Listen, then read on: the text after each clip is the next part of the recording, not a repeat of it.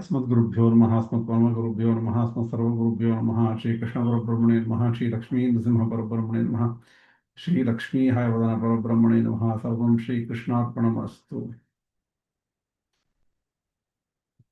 Okay, I guess you can hear me well. I'll start. Oh, wait a minute. There's some problem here. And now I think it should be okay.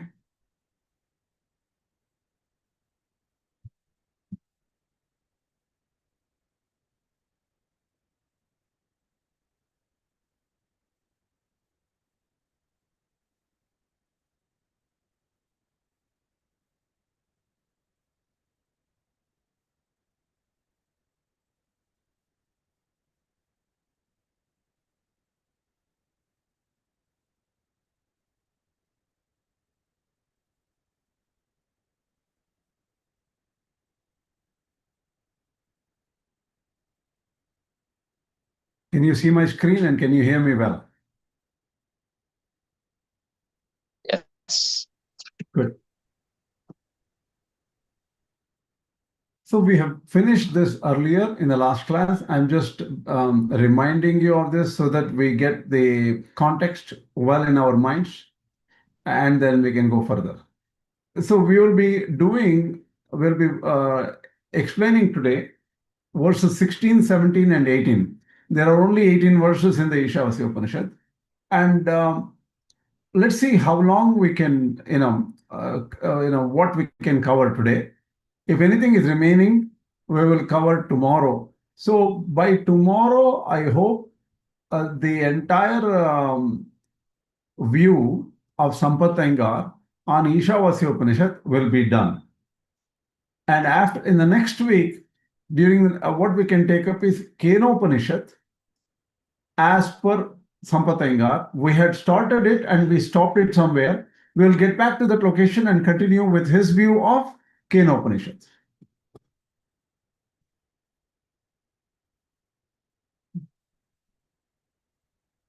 In fact, at the end of this Īśāvāsya Upaniṣad, Sampatangar gives a key as to what is the main idea of Kenopanishad, because where Īśāvāsya Upaniṣad stops, some particular aspects of it, Kenopanishad picks up and expands it. So that is the connection between Isha and Kena. That we will study today. Anyway, let's go further. Pūṣan karshe yamasudya prajapatya vyuha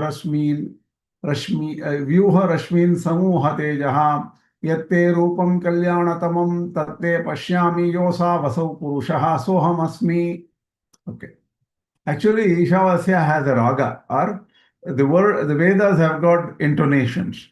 I'm not very familiar with it. There are two versions of Īśāvāsya Upaniṣad I saw. So I have noted that down. One is I think Madhyandina version. One is Kanva version. The swaras tones are different in these two versions. I have them written down. I even tried learning it. Unless you learn with a teacher who knows the swaras very well, it is very hard to learn. Okay, I'm just using the text as it is without swaras. So the summary of this verse is very simple. Lord Isha is addressed as Pūṣan, the nourisher, Ekarshe, the one seer, Yama, the controller, Surya, who makes everything grow, Prajapatya, that is even the creator of the creator. Vyuha is a verb. Vyuha, I took it from Shankara Bhasha because it's very good in Sanskrit. Vyuha, Vigamaya, Rashmin, Swan. Vigamaya means move, make them go away, right? That is, take them out. Vyuha is a verb actually. Rashmin, Samoha Tejaha. Samoha means Eki Kuru, that is in Shankara Bhasha. Put them together. Make it happen for me. Let me see you with that reflected light. Rashmi is Teja is cool rays, Rashmi is harsh rays. Take off the harsh rays where I cannot see you. That is the idea. So this is a ardent prayer of the aspirant for Lord to give him the vision of the Lord, because he has realized that he cannot win it over by himself. He will not be able to control his mind and go further. Once he gets the grace of the Lord, then yatte rupam kalyanatamam tatte pashyami. I see that divine form of yours. That means he has already got the grace here, and now he is seeing the Lord himself. Īśāvāsya Puruṣah soham asmi. Here, that same Ishvara is addressed as Puruṣa. And who I see this Puruṣa as, I am the same as that person. I am that. What is the sense of it? I exist, he exists. But we see that he is the power behind everything, and I have no other power. But I'm just watching. So in that sense, that there is oneness here. So here, the request is the devotee asks God to withdraw the rays that are not useful for self-realization and to bestow the shower of rays that are useful for self-realization. The vision, the devotee declares, your form which is sublime, I see for your sake and for your pleasure. That means this vision was given as a present, as a gift to the devotee. So because of you are pleased with me, you are giving me this vision. So that identity declaration is, the prayer culminates and says, that sight is, I am he. That is, he is realizing, identifying the self with the Supreme. Because everywhere, it is only the Lord he sees. And even in himself, he doesn't see him as any power or anything, because Lord is powering him. Lord is giving him even existence.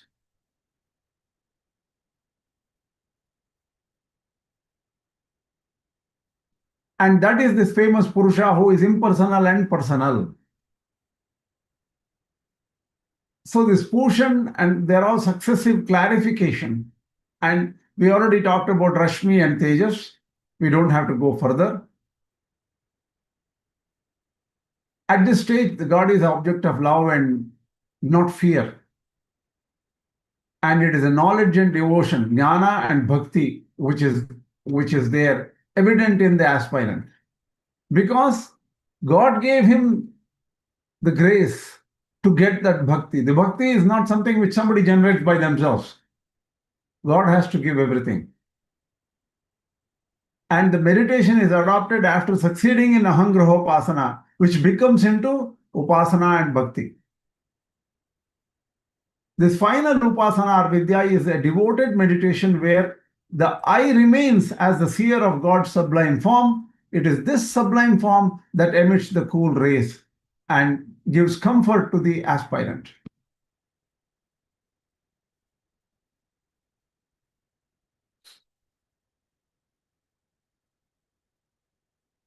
In the preceding stage of Aham Graha Upāsana, the individual I-ness is burnt. That is what they call as samadhi. The I-ness sort of burns, it gets burnt. And God appears as the true I. That means even what we feel as I, even that I is actually from God.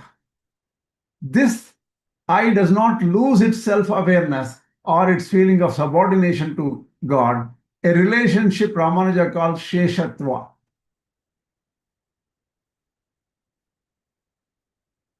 So this I does not lose its self-awareness. So the I is still self-aware. Aparoksha, jñāna is there. Right? Directly, this aparoksha is different from Shankaracharya's aparoksha. But thing is, aparoksha is self-awareness. So without anything, without mind or senses, a person is self-aware. But the feeling of subordination to God also exists. And this relationship Rāmānujācārya calls Śeṣatva, servitude. And the servitude is almost a nature of jīvātma forever. Only at the highest level of realization, the Śeṣatva is realized. Now we don't realize the Śeṣatva. We think that we are different, free, and independent, whatever. So the rays of the Lord or the vision of the Lord, whatever that vision is, during Aham are considered burning. And the prayer in verse 16 is a request to withdraw these burning rays and reveal the beautiful, blissful form of the Lord. Right? This we have already talked about. And another point he makes is, Sampatanga stresses that individual I will never dissolve in God. The embrace in the absolute is in the absolute nearness of I, and he is a oneness in experience, not a merging of their two substances. So there is no substantial oneness, but oneness of everything else, in the sense that experience. So here, this is the topic which I have not addressed yet, I think. There is a wonderful verse. See, how do you explain this oneness between Jiva and Paramatma, that divine embrace? How do you explain it for ordinary people? It is very difficult. Vedas chooses a different kind of a unique metaphor, analogy here. And it says in the 321 Bṛhadāraṇyaka, Yatha striya samparishvaktaha na bahyam kinchana veda nantaram sayevayam Puruṣaha. I think there may be a mistake here in the Sanskrit. Evam ayam Puruṣaha prajñāneda atmana samparishvaktaha na bahyam veda nantaraha. So Yajnavalkya says to Maitreyi, I think, just as a man embraced by a beloved woman is aware of nothing else, one embraced by the loving, resplendent Lord, the Lord of everyone, is aware of nothing else inside about the self or outside about God. So the thing is, the jiva who gets the embrace of the divine Lord doesn't know himself, but he knows everything as only God only. And there is oneness because there is only one side. All experience is God only. So the author interprets this to mean the self sees everything as God only, and the individual separateness is gone. Wherever he thinks of, even if he thinks of himself, he sees only the power of the Lord within himself. To express the same thought, the final part of the Īśāvāsya Upaniṣad is cited as Īśāvāsya Puruṣaha, so Aham asmi. That Puruṣa who is there is I am he. The text makes a final crucial distinction that state of realization is not an absolute substantial oneness, but a feeling of oneness. This feeling of oneness itself possesses the qualities of absoluteness, omniscience, and blissfulness with an integral self-awareness or apperceptiveness. This apperceptiveness is you're self-aware. You know you exist at that time, but still feel that God is everywhere, and you realize that God, and that is the state of Īśāvāsya Puruṣaha, so Aham asmi.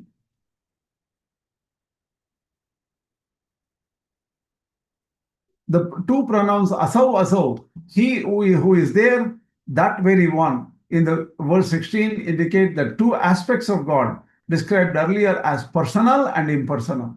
Asau, the two times it is mentioned, one is for the personal, one is for the impersonal. He is both. A supporting verse from the Vishnu Purana is cited, describing the Lord as imperceptible, subtle, and eternal, but yet appearing by his own will. This verse is mentioned here from Vishnu Purana. Īśāvāsya atindriya grahyaha. Īśāvāsya atindriya grahyaha. There is no asau, double is not here. Īśāvāsya atindriya grahyaha. Sukshmo abhyakta sanatanaha. Sarvabhuta mayo achintyaha. Sayesha swayam bhavo. The meaning, the mind and yet and eternal is in every form. One second, I don't know why this mind came. There may be an error here. The atindriya grahyaha, that means not perceptible through senses Atindriya. So it actually grahya through intellect, through dharmabhuta jnana only. Sukshmaha, it is subtle. Avyaktaha, not Vyakta is I'm forgetting the English word. Vyakta is visible. Manifest and unmanifest. Yeah. Vyakta is manifest. Unmanifest is avyaktaha. So is unmanifest. Sanatanaha is always there. Sarvabhutamayaha. Everything is inside him. Achintyaha, beyond our thinking. Sayesha Swayamudbhava. Now that person is appearing in front of me. That is where the one Rishi says in the Vishnu Purana. This is very similar to the Īśāvāsya Upaniṣad. Soham is he, I am. This signifies the experience gained in the Ahangraha Upāsana, where I or Aham is understood as the immanent God within the self. Oh, here there is a second meaning given, that Aham itself is God. Because that during the Ahangraha Upāsana, what happens? God became the inner soul of ours. So the thing is, Aham is the inner soul, and so the I, what we call as I, is taken over by God. So that God who is immanent, who is inside me, I am. The verb am implies that the individual Aham remains over to be the vehicle of God. See here, the I becomes the vehicle of the God. And there is also a different way of understanding the same verse. I will repeat because I confused you a little bit here. So here the I is I itself. Okay. One meaning is I. Saha, Aham. So here that Aham becomes individual. And if it is individual, that individual always exists as a vehicle of the God. Why individual doesn't go away? Because of if the individual doesn't go away, there is no asmi. Right? In the previous verse, what did we learn? 1 second. Look at this. There is an asmi in the word, right? So aham asmi. Where did it go? So aham asmi. That asmi word means I am. I am is in the present tense. So constantly when that jiva is in this state, he sees God and he says that God is me. That me, that us, so there is a continuous present tense seeing happening. So that I also is seeing that is happening. So the I remains over. Why is the I remaining? Okay. Why is the I remaining? Because God needs a vehicle to tell the jīvātma about the experience. Otherwise, there is no experience, right? If I goes away, who experiences who? There is no experience after that point. This is what is indicated in the first meaning. In the second meaning, the word soham here gives the experience in Ahangraha Upāsana, and this has already received attention. Saha Ishvaraha. So Aham means Saha is Ishvaraha. The word Aham gives the sense of immanent God in the self. So that Ishvara who is the creator, who is everything, who is all pervading or omnipotent, omniscient, that Ishvara is same as the Lord who is sitting inside me. So Soham can also be explained that way. This is very similar to explaining Tattvamasi. Tat is Paramatma, Ishvara. Tvam is the Ishvara who is sitting inside you. So that Paramatma who is the creator is also you. That means that you sitting inside you, that you is actually Ishvara. So in that sense, we can understand Tattvamasi and Soham Asmi in a similar way. I hope this is clear. Am I making it clear? Everything is fine? Yeah, everything is fine. Thank you. Okay. Soham Asmi is also, it sounds like Aham Brahmasmi. True. Yes. So here, going further, God is further identified as Puruṣa, as famously described in the Puruṣa Sukta. See, Puruṣa Sukta comes in all 4 Vedas. And that is why Sarvashaka Pratyaya Nyaya is used. if something is repeated in all the Vedas, some mantras are repeated in all the Vedas, that means it is a standard thought. It is a very powerful centralized thought. That is known as a Sarvashaka Pratyaya Nyaya. It is widely known in all the Vedas. That is the idea. So, what is the conclusion of prayer in the verses 15 and 16 is a request for divine assistance undertaken in the two methods of Aham, which is also a type of Upāsana, which becomes a final Vidya known as Upāsana in the second stage, and that is known as the Apratīkopāsana. Here in the Aham, it is a Pratīkopāsana with Aham as the method or Aham as the doorway to Lord. Here, that will become pure Upāsana where only God exists and only God is focused. The author concludes by stating that Rāmānujācārya calls this combined path as bhakti-yoga. So bhakti-yoga includes Aham and Upāsana. And in this interpretation, he follows the teachings of Sri Krishna in the Bhagavad Gita. What is that? We will figure that out. The author introduces the next two verses, 17 and 18, as explaining another path to salvation. Here, Sampath Iyengar makes it very powerful, probably because Vedanta Deshika also brings that in. There is another method beyond Upāsana. What is that? That is Prapatti, absolute surrender. So surrender is an independent means which can be interpreted this way. And I am taking directly from Sampath Iyengar, understanding that this is almost, I think, identical to what Vedanta Deshika says, but we can check out if my grandfather makes something more than what Vedanta Deshika says. I don't believe so, but I think it's just, I'm almost sure he reflects what Vedanta Deshika says here. Vayur anilam amritam athedam bhasmantam shariram. Oh, by the way, before we go further here, I would like to mention something to all of you. See, it is this is common sense. It is nothing new. If you go to a university, right, you attend a lecture in the university, and then, hopefully that lecture does a reasonably good job to explain something to you. What will you do after that? Anybody?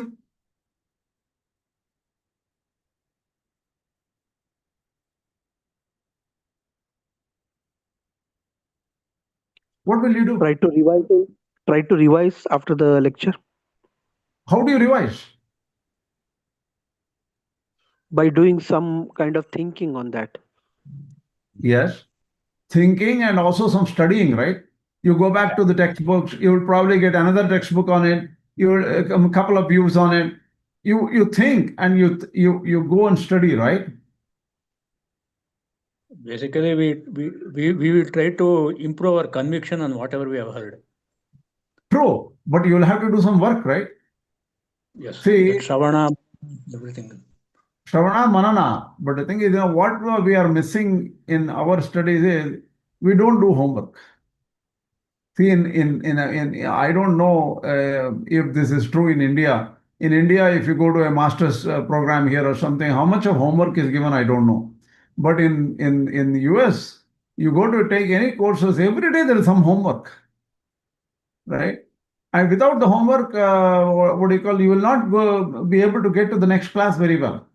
So we are missing on that homework. So what I'm saying is, whatever I say here, to validate, to question whether I said it right or not, whether you understood it or not, you should do some homework. Every one of you should go study it again.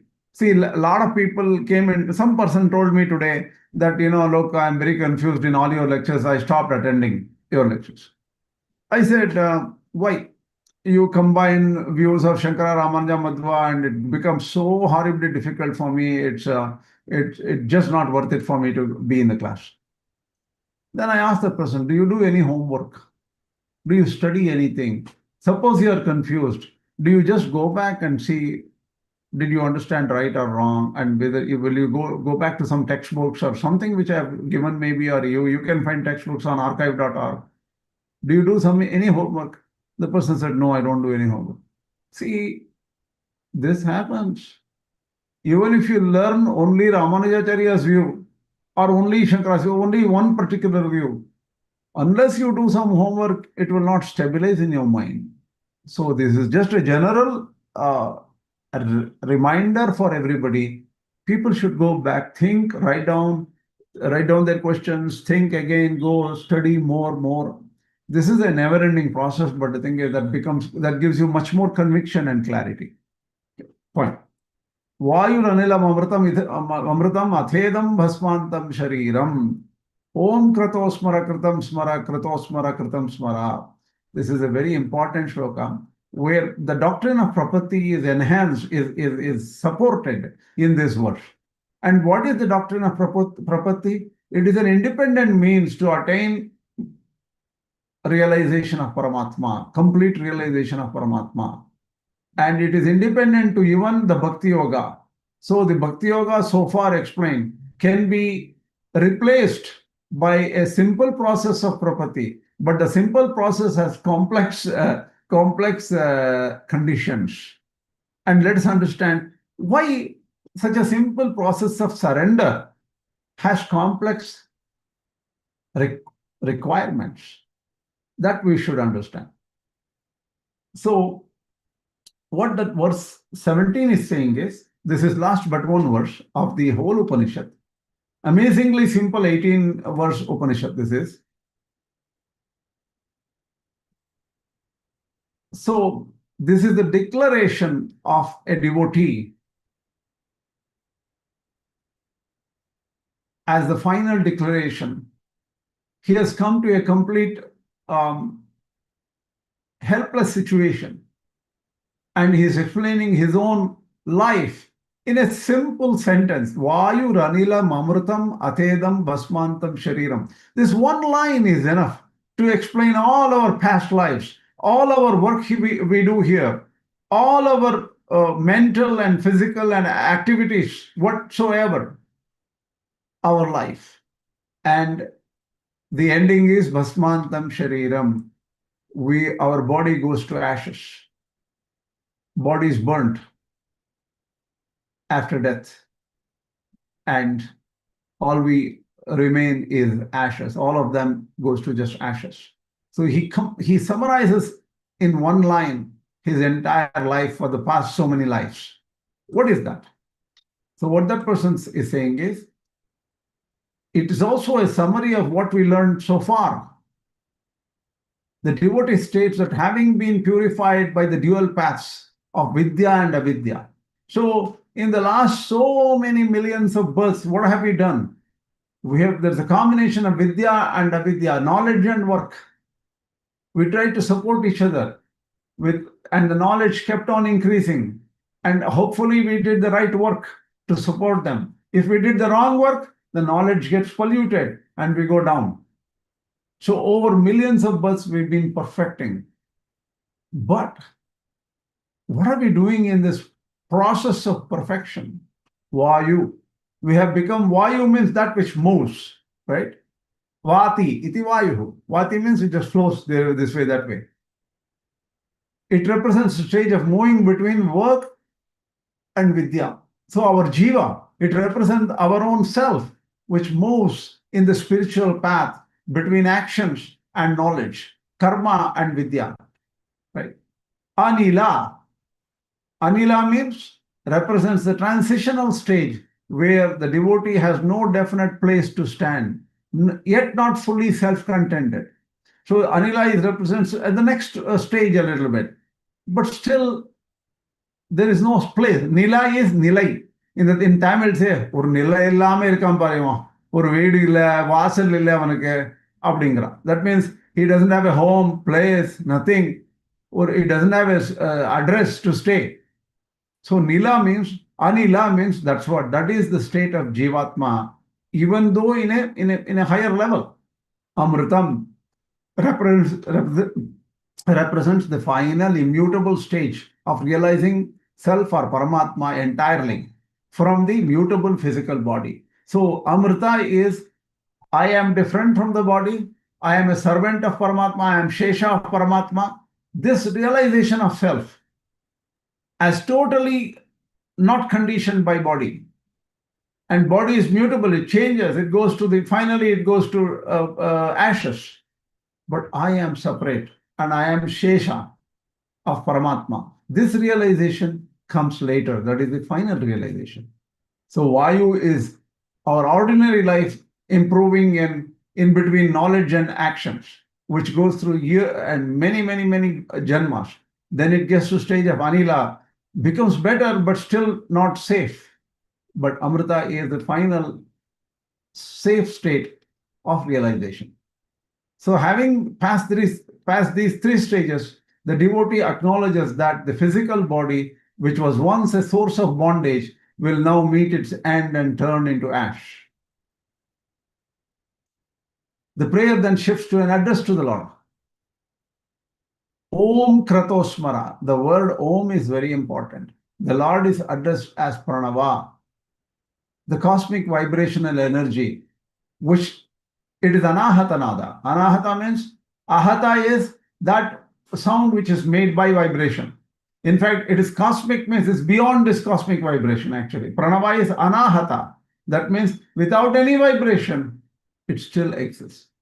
Why is this addressed? Any deep meditator will know that there is this eternal sound called Pranava, which exists constantly, which is humming 24 hours a day. So a good yogi will know this Pranava is the one which is the sound, divine sound, which is humming all the time. And that is why he is accessible. This Pranava is accessible. Right here you have that Paramatma humming all the time in the form of Pranava. And that Pranava is the source of this universe and universe's evolution and function. Universe evolves, right? You look at how, you see constantly now we have wonderful science which tells us that, okay, a new star was born so many billions of light years away. You see pictures of big, space research organizations, exposing those, publishing those pictures and things like that. So the thing is, this universe evolves. We are now sitting inside a room and not knowing much. But if you look around and look at this universe using all these telescopes and all the different radio telescopes and different instruments and things like that, you see that slowly the universe is expanding and evolving. New stars are born, stars die, black holes happen.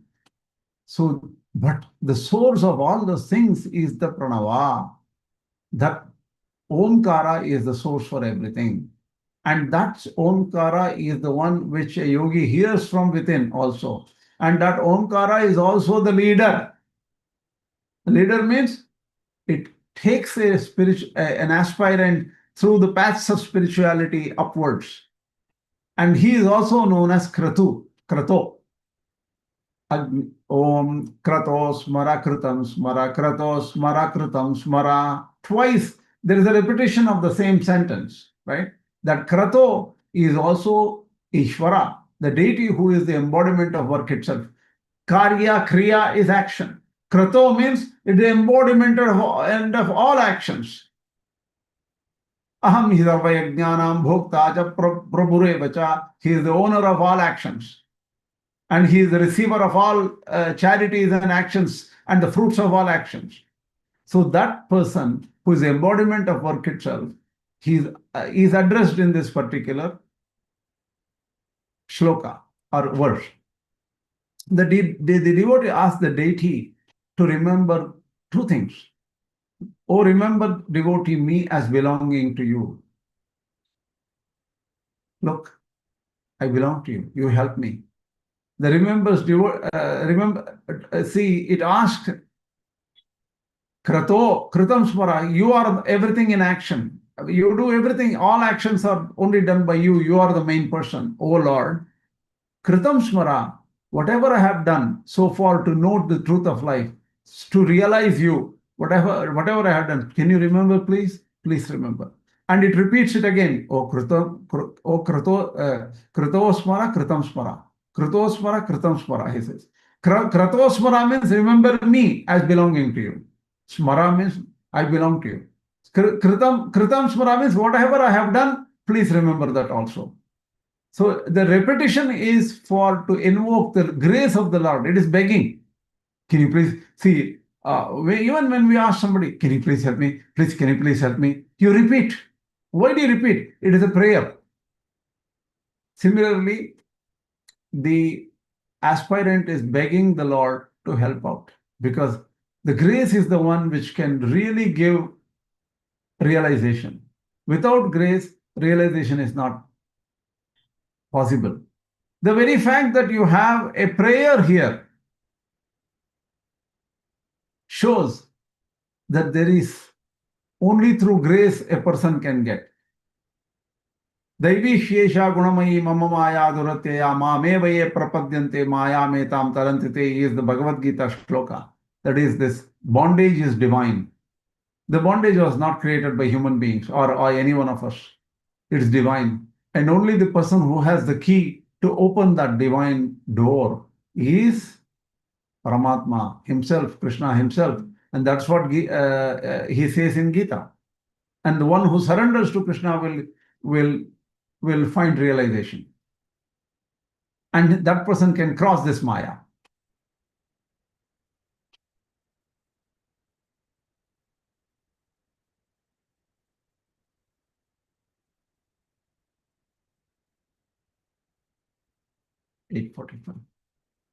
So there is some there is some explanation here before we go to the next verse.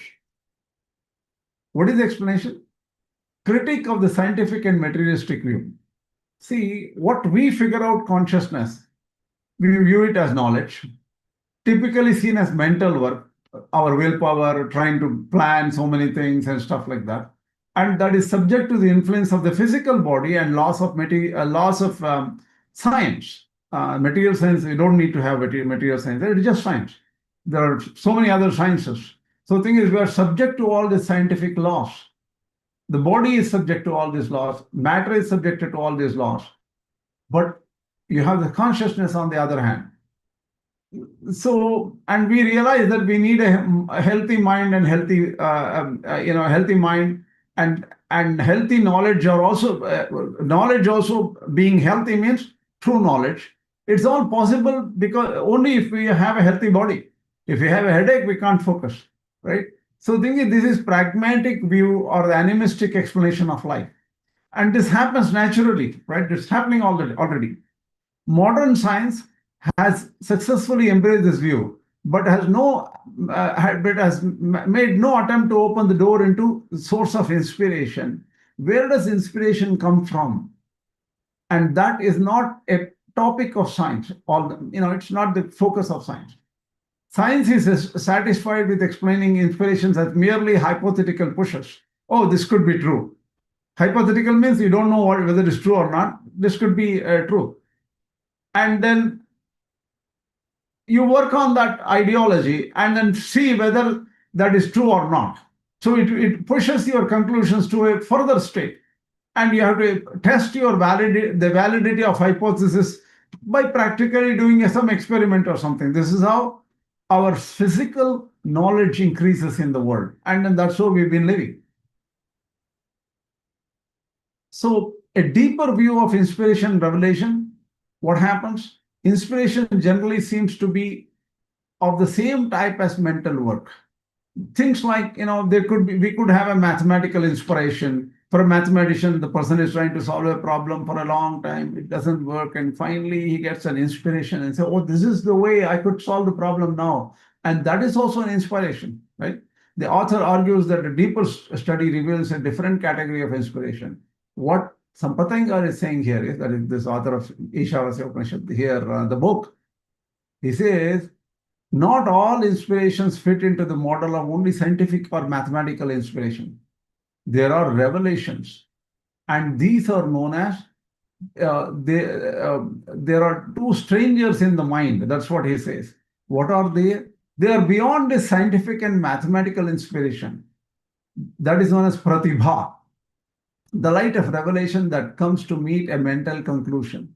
That means you may have some conclusions in your mind, but an external light comes to you and supports it and says, this is the truth. So it is not coming out of a jīvātma. It's not coming out of your own personality. It's coming from outside. And the another such vision is Medhā. So in the Vedas, the word Pratibhā and Medhā are used. In fact, on Medhā there is something known as a Medhā Sukta. Medhā is a divine goddess, and that what it says is a new energy that is entirely outside the scope of matter, and even scope out of our mind. Mind is also subtle matter. These two, Pratibhā and Medhā, are not inside the mind. They're beyond the mind. So you get external validation for your knowledge. And that is through Pratibhā and Medhā. They are divine revelations. And that is different from a mathematical inspiration. That's inspiration. So that we need to understand that. Only people who do serious meditation will probably get some lightning like realization here and there after a long time. If they're lucky, not everybody will get, because it depends on our gunas. Sattva, Rajas, Tamo gunas are sitting right here, right? For some people, the Rajas and Tamo gunas are so powerful, they may not get any inspiration or any kind of revelation. But for pure yogis who have worked on it for a long time, this is very possible to get a divine validation for spiritual information. So the role of yoga and the intellect, right? What it is, based on the experience of these non-mental inspirations, the mental science of yoga has opened up supernatural regions where the mind itself cannot go. In these realms, the mind can only be an onlooker. The thing is, mind will only just see it. Oh my God, I see this divine revelation. But mind doesn't, mind is not an active part of it. The discoveries or findings in these higher regions are made by the intellect. So how do you know about it? The mind is staying calm just as a subordinate person. But intellect takes over. Intellect is dharmabhuta jñāna according to the Vishishtadvaita theory. So through dharmabhuta jñāna, all these things are realized. This dharmabhuta jñāna exists even in Vaikuntha. So the jīvātma understands, experiences Paramatma through dharmabhuta jñāna. So previously the intellect was identifying itself with the mind. Now it has grown beyond the cover of mind. It has penetrated the mind, and the intellect can go further beyond the mind. So, but mind is cooperating at this point. So mind is not going anywhere, but mind is still cooperating. The intellect can look outside the mind. In this state, the intellect is able to see many wonders that it was impossible for it to see when operating only through mind. All our knowledge is restricted by mind. So we only know this external physical world and all the ups and downs we experience in our lives. But if it can break through the mind and go beyond, totally different wonders are visible for it. They are true too. And this is where it goes beyond the science. And this is also fundamentals of what Yoga Sutras say also. And in the Yoga Sutra book, which I'm working on, a lot more details about all these things they're popping up there. I'm ending it here. Today, I don't think I prepared anything more than this. We are a little bit short of an hour, or maybe we only did 45 minutes today. I will have to work on more. I think I'm not sure what happened here. 1 second, hold on, just a second. I thought I had a lot more slides in this. For some reason, I don't have it. Because the Agninaya, Supataraya, Asman, and all those kinds were there. Hold on.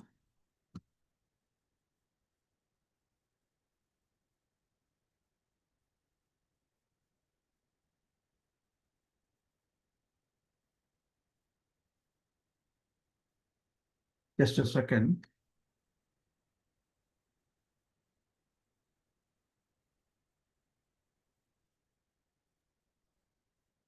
I think I have stopped it here for some reason. I have not copied the rest of the information. There is a lot more to understand because there are the next verse is Agniyanaya Supataraya Asman. We'll do it tomorrow. If you have any questions, feel free to ask now. Is What is this intuition? surrender? What did you say? What is this surrender? Like you keep on saying surrender. What exactly it means? See, that we will, okay, I will give you more details tomorrow, right? Oh. But because I can give you some details now. Surrender is, in fact, your question is a very big introduction to tomorrow's class. Okay. See, why don't you do one thing? Wait for tomorrow. I'll Okay, get to, I will. because Yeah. if I start answering, it will become 1 hour minimum. Okay. Yeah, I'll wait. Yeah, it's just tomorrow. Yeah. Tomorrow we will join at 8 p.m. and then do this work actually. Yeah. Okay. To understand between Pratibhā and Medhā, that concept behind Pratibhā and Medhā. I'll try to work on it and get you more details. Today, Pratibhā is kind of a reflection. Pratibhā, light which is reflected, is Pratibhā. Medhā is actually a divine blessing from outside matter, which will give you information. So these are all the revelations and realizations of a yogi who gets help outside matter, outside his mind, to get true knowledge. Okay, I'll thank you. explain. I'll look at Pratibhā and Medhā more detail. There's some very complex theories of realization there.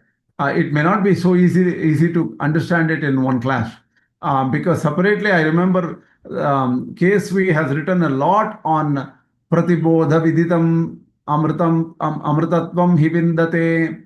This is the verse in the Kenopanishad, which we have not even talked about.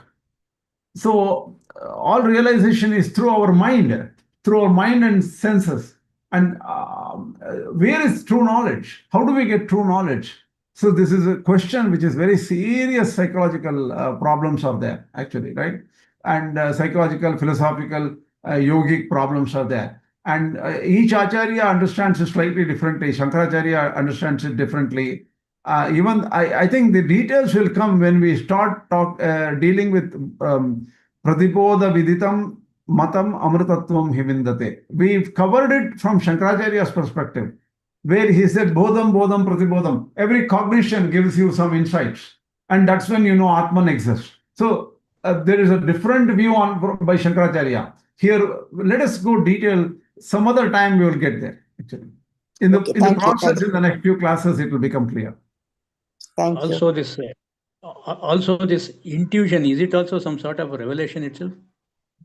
Intuition is getting close to a revelation. See, the ordinary intuition is an English word, right? It has got wide meanings. It can go from one end of the spectrum to the other end. Intuition might be simple. Thing is, I know of a person who can recognize if a cop is around. When we are driving on a highway, even if the cop is not visible and we don't hear any sirens or anything like that, the person sitting next door, one person is to say, I can sense that there is a police, there's a cop coming very close, so watch out. So invariably, we used to find a cop nearby. After a minute or two, after 1 or 2 miles to travel, we found out that there was a cop there. So the thing is, how would that person knows? I don't know. That's intuition. So intuition could be anything like simple things. Or an intuition could be a mathematical inspiration. So the thing is, intuition here, according to Sampatanga, it is a process of Upāsana, where you get divine truths from within.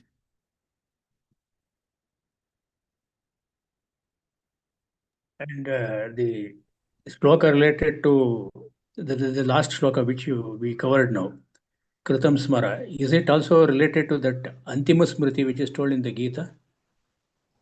It is not directly visible at this point. But the thing is, whether it is related or not, I don't know. And then thing is, it is a prayer of because Bhasmantam Shariram is said it is actually a prayer of a upasaka. Okay, and it's unclear whether it is at the last moment or he has to continue all along anyway. See, upasana has to continue on amarana. That means till death, the person has to continue. Even antima smriti is also involved in upasana, that we know. But whether it is indicated from this verse or not is, I don't know. I have to look at the different different commentaries on it. You know, we are not dealing with details of any commentary yet. We are only dealing with the summary given by Sampatanga. That's all, right? He has not gone into one by one, line by line commentaries. If you look at, I was looking at Kora Narayana's commentary, which Sampatanga quotes. It is very in depth. We have not even dealt with all the words, all the sentences of the original commentaries yet.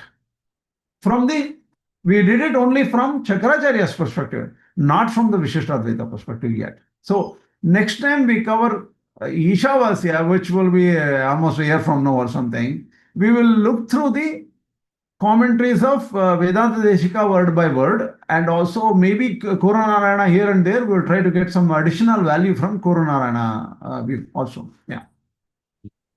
Also, this Kratum Smara is by the Upasaka who has been realized or who is still continuing to realize something. Here it is a Upasaka is begging. It's a prayer, right? Yes. So he continues to realize, but he is still not getting the point yet. Again, realization is not complete here. It is still process of ardent prayer, request to Lord. It could be, even though, because the previous shloka says Soham asmi, right? This shloka is coming after that. So it could be a realized soul only. It could be beyond. See, realization comes in different stages, right? So Soham asmi is one stage, and it can go beyond. Because Soham asmi can be a temporary realization at a particular point. Beyond that, what? See, in Ramayavar's Tiruvāzhmozhi, he realizes God many, many times. And suddenly the gods go away and doesn't come at all. I was seeing you so long. Oh, Krishna, where did you go? I have no realization of you now. I have forgotten you. You don't appear to me at all. He cries vividly. He cries loudly in a way. Ramayavar does it all the time, many, many, many, many times. So the realization is not a perfect one-line state. It is continuous and it's improving. I think all of them had gone through that. And I'm not really good in Tiruvāsam, so I thought of not saying it. But my wife recites, and then there is an entire chapter on, missing God. When she was... Yeah. See, you're talking about which particular text is she? Tiruvāsagam. Tiruvāsagam, I know. Yes. Yeah, there is an entire chapter on missing God. So they realize, and then they suffer, they see, why I'm not seeing you again, So that temporariness, it's really worse than, seeing the God, not seeing the God, it seems. So. Yes. In fact, you're right. When I asked KSV about this, see, the Nayanmars who are Shaivites have written thousands of verses. Tiruvāsakam and Tirujñāna Sambandhar has written so many verses they have written. And they are similar to Namayavar's Tiruvāzhmozhi and all the Alvar Pashanams. In fact, except that the one is Shaiva and one is Vaishnava, the words and the bhakti and everything seems to be extremely similar in both of these kind of works, actually. That's what KSV told me. People who know Tamil well can realize the closeness and things like that. They can understand it. So this state is temporary, the state where they don't find God. See, the thing is,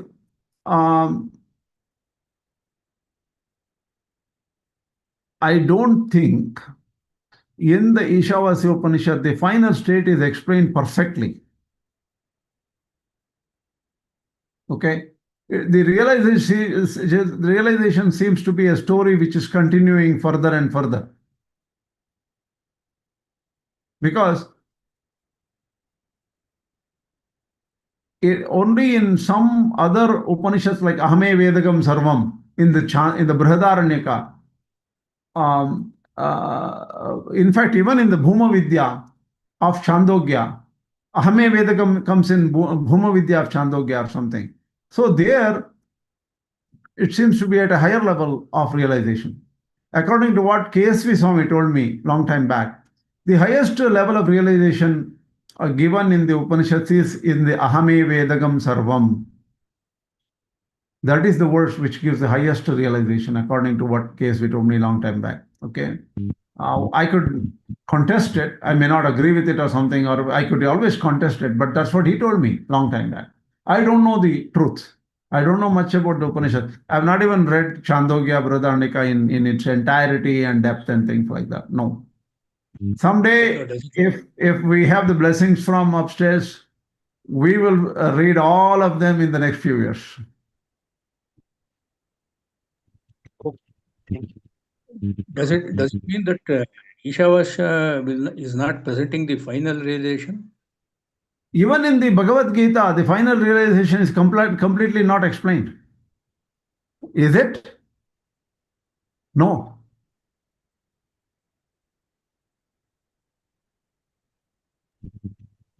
See, Īśāvāsya and Bhagavad Gita is more sadhana, right? Sadhana text is path.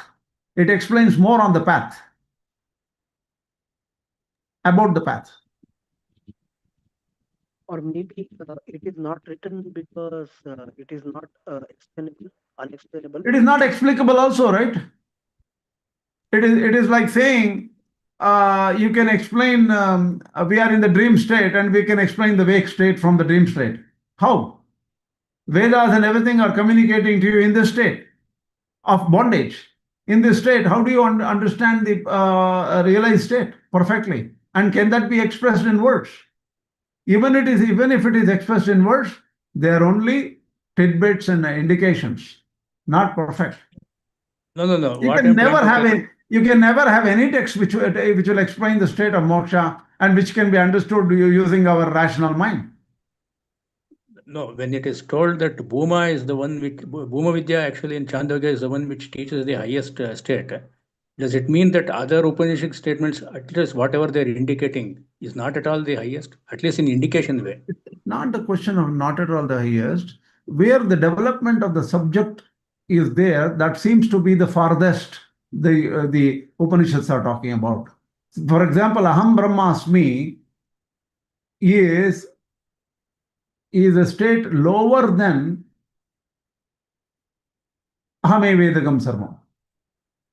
This one we will explain later why. Because this one was explained to KSV Swami by Ajja, who is a realized soul. And Ajja told KSV Swami about this.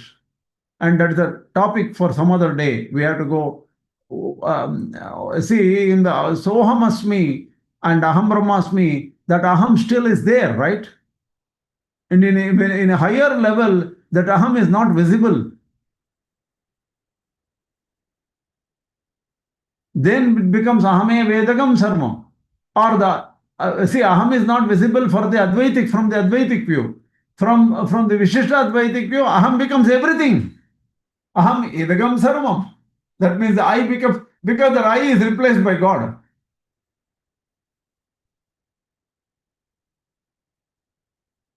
I should be replaced by God, otherwise it will become some other meaning. Yes, you are right. This is complicated. Okay, we'll spend some other day to break it apart a little bit to understand better. Okay. Thank you. Asmat Gurubhyo Namaha, Asmat Parama Gurubhyo Namaha, Asmat Sarva Gurubhyo Namaha, Shri Krishna Parabrahmane Namaha, Shri Lakshmi Sama Parabrahmane Namaha, Shri Lakshmi Haradana Parabrahmane Namaha, Sarvam Shri Krishna Arpanamastu. Well, tomorrow at 8 p.m. Thank you. Thank you.